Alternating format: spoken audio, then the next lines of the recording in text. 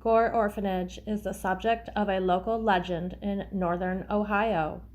It refers to a supposedly haunted ruin near the city of Vermilion in Lorain County, Ohio. The ruin is a building that formerly housed the Swift Mansion and later the Light of Hope Orphanage, and is the subject of local urban legends, although that might not be entirely accurate. Vermilion Chamber of Commerce has confirmed the existence of said orphanage and discusses both the legend and truth of the orphanage. The legend claims that in the 1800s, Vermilion, Ohio, a fire was set which killed many children and one woman, whose ghosts now haunt the ruins. And many unrelated people, places, and events simply have been combined into a ghost story. Despite the inaccuracies of the Gore Orphanage legend, the true tale of the institution and the Swift Hollow Mansion are more haunting than fiction. Over the course of time, 3 tales of terror have been woven into one horrific legend of torture, fire, and the paranormal. The real story of Gore Orphanage and Swift's Hollow. Light of Hope, the actual name of the orphanage, was established in 1902 by a religious zealot named Reverend Johann Sprunger. It was near apparently Lorain County. Due to the popular association of the institution, the road, the name of the street, I guess I'm missing some words. Damn, that's like all of America missing some words, yeah. Anyway, there is some disagreements, even on the internet. And the actual location of the Swift Mansion is this lovely little establishment of rocks and stuff. There's a driveway marker for the Swift Mansion, but apparently the hollow is where the orphanage was located, and it's up according to some dude's comment, but that's all he wants to say.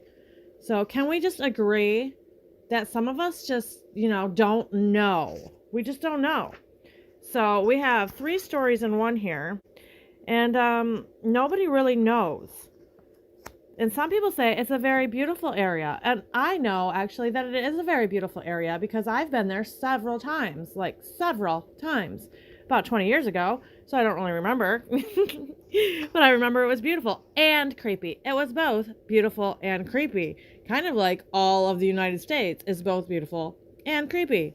So, go ahead and argue about that if you want. But we got rumors of darkness and despair that soon plagued the Light of Hope Orphanage.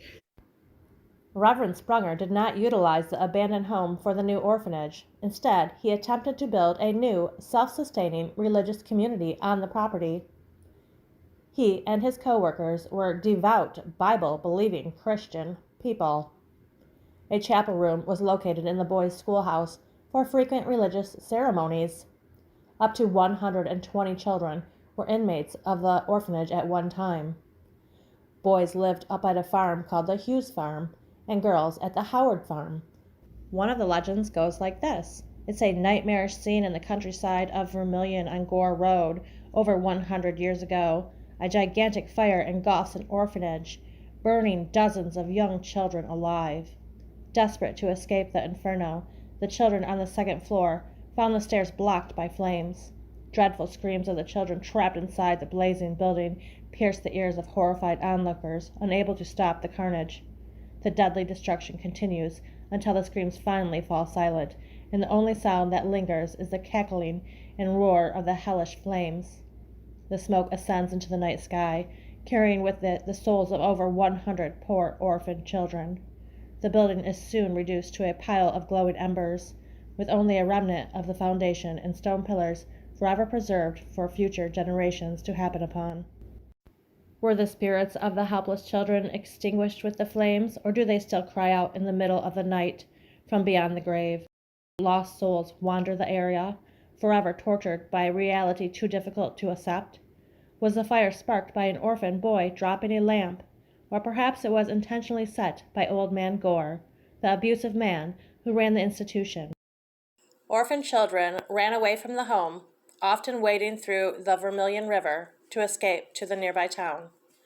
The children told horrific stories of abuse, neglect, and slave labor. The children were said to eat a diet of calves' lungs, hog heads, and sick cattle, if they were fed at all. The children's rooms were infested with rats and vermin. On occasions, rats crawled onto the beds and bit children while they lay asleep. Children told stories of Sprunger and the farm overseers beating them with a strap until great welts appeared on their bodies. Sprunger would also rent out the inmates of the home to neighboring farmers. Illnesses and diseases were alleged to be treated only by prayers. In 1909, an investigation was conducted, but because the state of Ohio had no laws or regulations pertaining to the operation of such institutions, nothing was done about it. The Sprungers admitted to much of the allegations against them. Swift's Hollow is the location most often visited by those seeking a taste of the supernatural. A graffiti-covered sandstone column marks the entrance of the area, which contains the foundations of this once magnificent mansion. Today, all that remains of the Swift Mansion are sandstone blocks from its foundation. Located deep in the woods, these remnants are now scrawled with graffiti left behind by late-night visitors. They stand in the forest like guidestones for all those daring enough to seek an experience of the legend of the Gore Orphanage.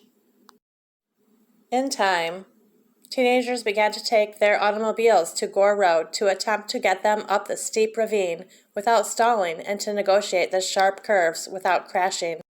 The true test of bravery, though, was to enter the Swift Mansion at night and prove you weren't afraid of the haunted house. Though there is no proof that any deaths actually occurred at the Gore Orphanage or Swift Hollow, the chilling memories of torture, abuse, and occult activity are haunting in their own right. Perhaps the lost souls of the children of Collinwood did descend upon the infamous area, where many of the living are known to go in search of the spirits of forgotten children. Paranormal investigators say the ghosts of Gore Orphanage Road may actually be a kind of snapshot in time. Frequently, violent or traumatic events seem to release an energy that imprints the action on a place or object. These hauntings can be seen, heard, felt, or even smelled. Tragic imprints can even relocate themselves to other areas of high paranormal energy. Ghostly apparitions, balls of lights, haunting screams of children, and visions of fire have been reported by many a visitor to Gore Orphanage Road. Many claim to have found the dusty fingerprints of children when returning to their cars. Whatever the true story of Gore Orphanage, there's little doubt that it has well earned its reputation as the most haunted area in Ohio. I have my own creepy story of Gore Orphanage. When I worked at Cedar Point 25-ish years ago, heard that the orphanage had burned down and the kids had died. Tales of the children leaving handprints on your vehicle. Our chef at Cedar Point, his name was Red, he told us of this, and he was a pretty logical guy. I wouldn't think he would have just made this up, but I don't know.